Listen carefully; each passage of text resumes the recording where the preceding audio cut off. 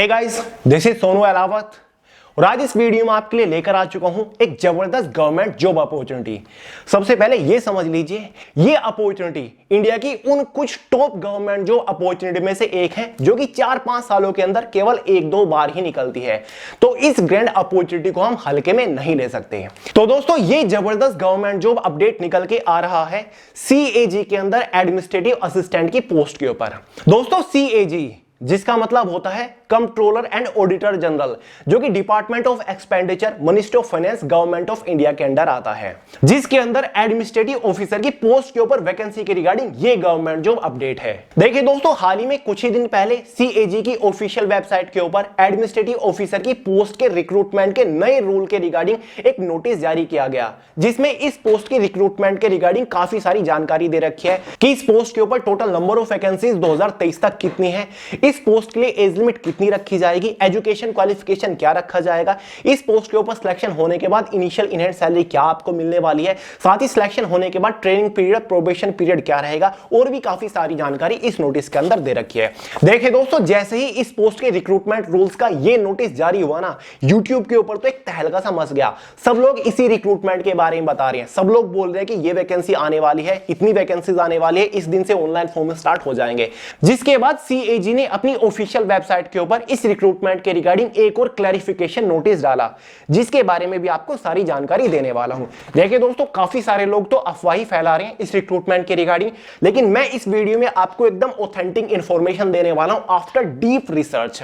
तो सारे डाउट्स आपके क्लियर करूंगा कि कितनी वैकेंसी है, क्या नए रिक्रूटमेंट रूल है, कब वैकेंसी आने वाली है, नोटिफिकेशन कब निकल सकता है, कौन इस रिक्रूटमेंट को कंडक्ट कराएगा, वैकेंसी आएगी भी या फिर नहीं आएगी, या फिर केवल रिक्रूटमेंट रूल है, सारी जानकारी दूंगा। लेकिन स्टार्टिंग में ही आपको एक हिंट दे देता हूं, रियली में बहुत बड़ी गुड न्यूज है। तो चलिए दोस्तों, फटाफट शुरू करते हैं। देखिए दोस्तों, सबसे पहले तो समझेंगे CAG डिपार्टमेंट है क्या, इसका काम क्या होता है, ये कब अस्तित्व में आया और क्यों आया। देखिए दोस्तों, CAG का मतलब तो मैंने आपको बता ही दिया है, कंट्रोलर एंड ऑडिटर जनरल। जब संविधान बन के तैयार हुआ था, डॉक्टर भीमराव अंबेडकर जी ने यह कहा था कि CAG भारत के संविधान में सबसे बड़ी पोस्ट रहने वाली है, सबसे महत्वपूर्ण पोस्ट साबित होगी। अब सवाल उठता है कि CAG का काम क्या होता है। देखिए दोस्तों, CAG सरकार के खर्चों का मूल्यांकन करता है, मतलब सरकार द्वारा सरकारी खजाने से किए गए खर्चों का मूल्यांकन करना या फिर उन खर्चों की जांच करने का काम CAG का होता है। उन खर्चों के ऊपर CAG एक प्रॉपर रिपोर्ट बनाता है, उसके बाद वो रिपोर्ट प्रेसिडेंट को सबमिट की जाती है, प्रेसिडेंट उस रिपोर्ट को संसद के अंदर जारी करता है। मान के चलिए, अगर गवर्नमेंट किसी प्रोजेक्ट में 1000 करोड़ रुपए का खर्च करती है, तो CAG उसकी जांच करेगा कि क्या रियली में 1000 करोड़ रुपए का खर्च हुआ है, खर्च कहां पर कितना कितना हुआ है, उसकी पूरी जांच करने का काम होता है CAG का ही। हालांकि CAG में कंट्रोलर का मतलब नियंत्रण करना होता है, लेकिन CAG नियंत्रण नहीं कर सकता, यानी कि जब गवर्नमेंट खर्च कर देती है, उस खर्च का मूल्यांकन करता है CAG। बस कंट्रोलर तो ऐसे ही जोड़ा हुआ है। अब देखिए दोस्तों, जो ये रिक्रूटमेंट रूल्स आए हैं वो क्या कहते हैं, उसके ऊपर हम बढ़ते हैं। अब सवाल उठता है कि जो इस रिक्रूटमेंट रूल नोटिस के अंदर एडमिनिस्ट्रेटिव असिस्टेंट की पोस्ट के बारे में बात करी गई है, क्या ये पोस्ट डायरेक्टली CAG डिपार्टमेंट के अंदर आएगी। देखिए दोस्तों, जो CAG है ना, उसके अंदर कुछ और डिपार्टमेंट आते हैं, जिसमें एक है हमारा Indian audit and accounts department. और दोस्तों, ये डिपार्टमेंट आपके लिए नया नहीं होना चाहिए। जो SSC CGL की वैकेंसी निकलती है ना, उसमें ये डिपार्टमेंट लिस्ट होता है। असिस्टेंट ऑडिट ऑफिसर की पोस्ट निकलती है इस डिपार्टमेंट के अंदर, और सामने लिखा होता है कि ये CAG के अंडर है। क्लियर है? तो इसी डिपार्टमेंट के अंदर हमारी एडमिनिस्ट्रेटिव असिस्टेंट की ये पोस्ट है। ये मैं अपनी तरफ से नहीं कह रहा हूं, ये इस नोटिफिकेशन में कहा हुआ है। यहां पर देखिए, स्टार्टिंग में ही लिखा हुआ है, the president after consultation with controller and auditor general of India hereby makes the following rules regulating the method of recruitment to the post of administrative assistant in headquarters and field offices of Indian audit and accounts department. यानी कि जो Indian audit and accounts department का headquarters है या फिर field offices है, मतलब regional offices हैं, इन सभी के अंदर एडमिनिस्ट्रेटिव असिस्टेंट की पोस्ट के ऊपर ये वैकेंसीज हैं। तो चलिए अब फाइनली बात करते हैं इस पोस्ट के बारे में, इस रिक्रूटमेंट रूल के बारे में।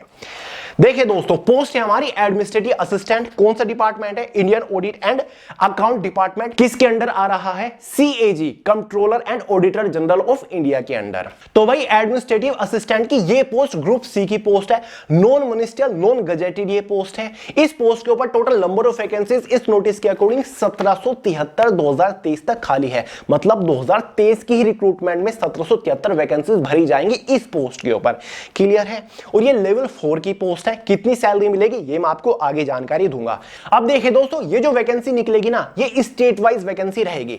मतलब ये जो आप टोटल नंबर ऑफ वैकेंसी देख रहे हो 1773 है, ये स्टेट वाइज डिवाइड रहेगी, क्योंकि इस सेंट्रल गवर्नमेंट डिपार्टमेंट के ऑल ओवर इंडिया के अंदर डिफरेंट डिफरेंट स्टेट्स में फील्ड ऑफिसेज है, मतलब रीजनल ऑफिसेज है। तो ऑफिसेज वाइज आपकी वैकेंसी निकलने वाली है। बाकी की जानकारी आगे इस वीडियो में मैं आपको दे ही रहा हूं। अब एक और डाउट आपका क्लियर कर दूं। काफी सारे लोगों के माइंड में क्वेश्चन आ रहा होगा कि भैया ऐसा भी तो हो सकता है कि ये डिपार्टमेंटल वैकेंसी हो, हमारे लिए ना हो। ऐसा बिल्कुल भी नहीं है, ये वैकेंसी आपके लिए ही रहने वाली है। यहां पर देखिए, जहां पर टोटल वैकेंसीज के बारे में जानकारी दे रखी है, उसके नीचे जब आप जाओगे 10 के नीचे क्या लिखा हुआ है? By direct recruitment. यहां पर मेथड ऑफ रिक्रूटमेंट पूछा गया है, किस तरीके से रिक्रूटमेंट को कंडक्ट कराया जाएगा। तो ये एक डायरेक्ट रिक्रूटमेंट है। डायरेक्ट रिक्रूटमेंट का मतलब है कि ओपन वैकेंसी है, ओपन रिक्रूटमेंट है। ऑल ओवर इंडिया के सभी एस्पिरेंट इस वैकेंसी के लिए फॉर्म अप्लाई कर पाएंगे, इस वैकेंसी का हिस्सा बन पाएंगे।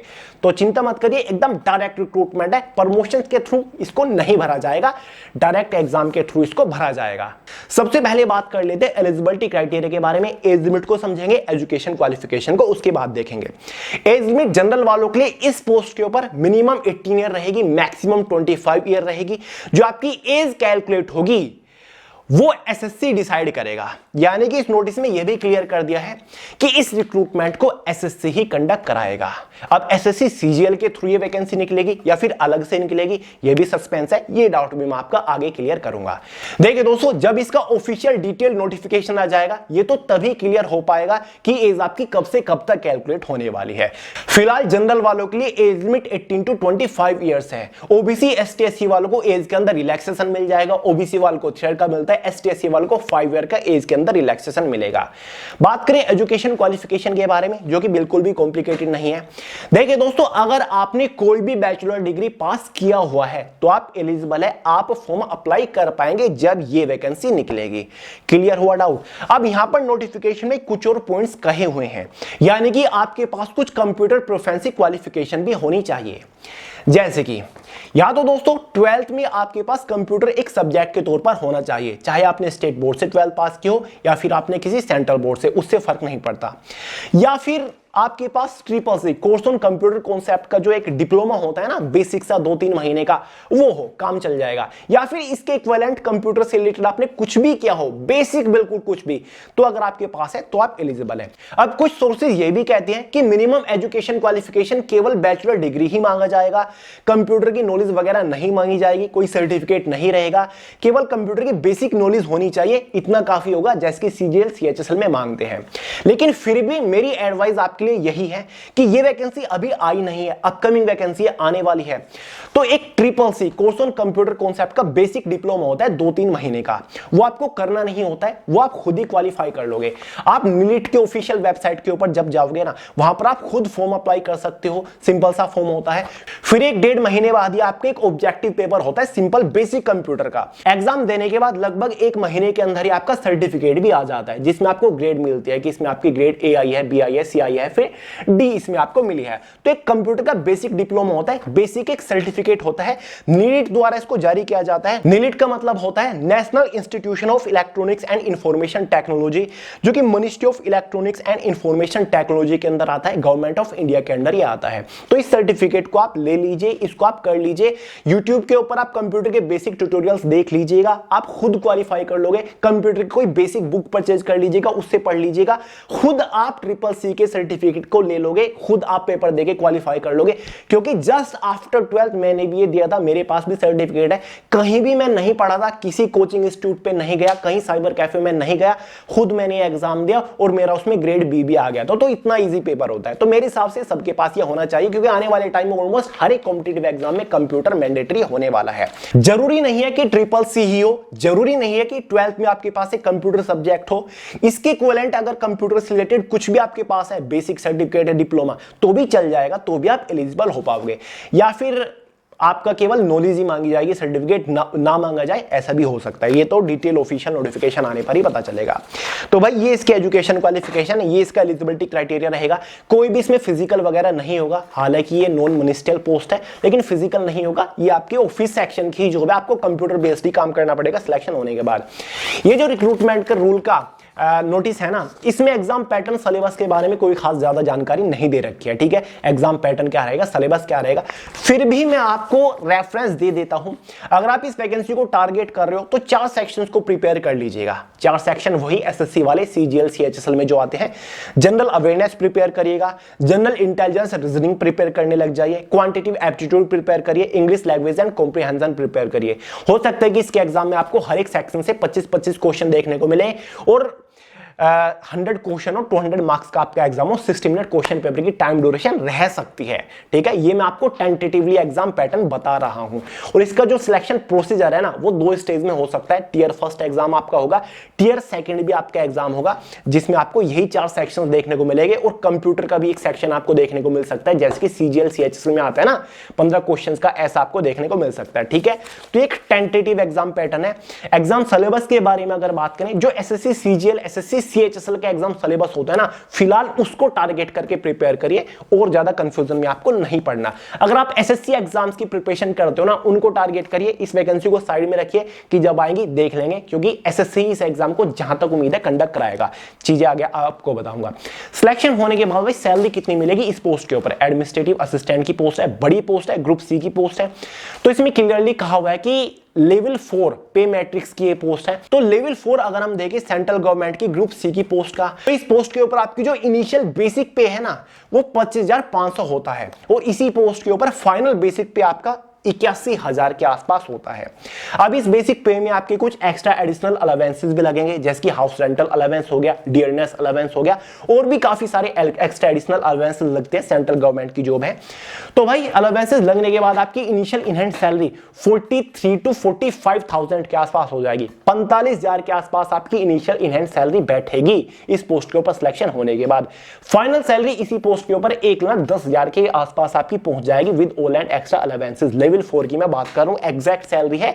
अब देखिए दोस्तों, इसमें एक और चीज क्लियर की हुई है प्रोबेशन पीरियड को लेकर। सिलेक्शन होने के बाद 2 इयर्स का आपका प्रोबेशन पीरियड, यानी कि एक तरीके से ट्रेनिंग पीरियड आपका रहने वाला है। प्रोबेशन पीरियड पर आपको प्रॉपर सैलरी मिलती है, इस बात का ध्यान रखिएगा। अब फाइनली मुद्दे की बात करते हैं कि भाई ये तो जो है ना हमारा रिक्रूटमेंट रूल नोटिफिकेशन है कि जो एडमिनिस्ट्रेटिव ऑफिसर की पोस्ट के ऊपर 1773 वैकेंसी 2023 तक खाली पड़ी हुई है। इस पोस्ट के ऊपर जब वैकेंसी निकलेगी उसके रिक्रूटमेंट का रूल ये रहेगा। अब बात करते हैं कि भाई ये जो रिक्रूटमेंट निकलेगी, इस रिक्रूटमेंट को किसके थ्रू कंडक्ट कराया जाएगा। क्या ये डायरेक्ट रिक्रूटमेंट निकलेगी डिपार्टमेंट के थ्रू, या फिर एसएससी या फिर यूपीएससी इस रिक्रूटमेंट को कंडक्ट कराएगा। देखिए दोस्तों, इस रिक्रूटमेंट रूल नोटिस के अंदर यूपीएससी और एसएससी दोनों का ही जिक्र किया गया है। यूपीएससी के बारे में तो यहां पर एक चीज कही हुई है, लिखा हुआ है circumstances in which Union Public Service Commission is to be consulted in making recruitment, यानी कि इस रिक्रूटमेंट को कंडक्ट कराने में आ रही फिर इसके रिगार्डिंग कोई भी कंसल्टेंट किया जाएगा यूपीएससी से या फिर नहीं। तो इसमें कहा हुआ है कि कोई जरूरी नहीं है, कोई आवश्यकता नहीं है यूपीएससी से कंसल्ट करने की। और यहां पर एज लिमिट वाले सेक्शन में यह कहा हुआ है कि जो क्रूशियल कट ऑफ डेट होगी एज लिमिट की, वो एसएससी निर्धारित करेगा। तो भाई इस पॉइंट से पता चलता है कि इस रिक्रूटमेंट को आने वाले टाइम में एसएससी कंडक्ट कराएगा। अब एक सवाल यह भी बनता है कि क्या एडमिनिस्ट्रेटिव असिस्टेंट की इस पोस्ट को सीजीएल की वैकेंसी में ही जोड़ दिया जाएगा या फिर इसको अलग से कंडक्ट कराया जाएगा। देखिए दोस्तों, मैं आपको ऑलरेडी बता चुका हूं, जो Indian audit and accounts department है उसके अंदर वैकेंसी निकलती है सीजीएल के थ्रू। पोस्ट कौन सी होती है, असिस्टेंट ऑडिटर ऑफिसर की होती है, असिस्टेंट अकाउंट ऑफिसर की भी पोस्ट होती है। लेकिन उनकी जो एज लिमिट है 18 से 27 साल वाली, वो हमारी पोस्ट है। यहां पर एज लिमिट रखी गई है जनरल वालों के लिए 18 से 25 साल। तो भाई काफी ज्यादा चांसेस है कि इस रिक्रूटमेंट को एसएससी अलग से कंडक्ट कराए, ना कि इसको सीजीएल या फिर सीएचएसएल में जोड़े, इसको अलग से कंडक्ट कराए जाने के चांसेस है। जैसे कि लास्ट ईयर 2022 में आईएमडी की रिक्रूटमेंट को कंडक्ट कराया था ना एसएससी ने, ऐसे ही इसको कंडक्ट कराने के चांसेस हैं कि एसएससी के थ्रू सीएजी के अंदर या फिर जो हमारा Indian audit and accounts department है उसमें एडमिनिस्ट्रेटिव असिस्टेंट की पोस्ट को कंडक्ट कराए। तो ज्यादा चांसेस है कि एसएससी इसको अलग से कंडक्ट कराएगा। अब सवाल उठता है कि भैया वैकेंसी कब तक आएगी। देखिए दोस्तों, पहले सीएजी ने ऑफिशियल वेबसाइट के ऊपर इस रिक्रूटमेंट रूल नोटिस को जारी किया, जिसके बाद इस नोटिस के अकॉर्डिंग बहुत सारी वीडियो बनने लग गई। यूट्यूब के ऊपर तो तहलका मच गया, बहुत सारी वेबसाइट्स के ऊपर भी इसके बारे में जानकारी दी गई कि भाई 1773 वैकेंसीज आ चुकी हैं सीएजी के अंदर। नोटिफिकेशन ये लो, रिक्रूटमेंट रूल नोटिफिकेशन को रिक्रूटमेंट का नोटिस बताया गया कि ये वैकेंसी नोटिफिकेशन है।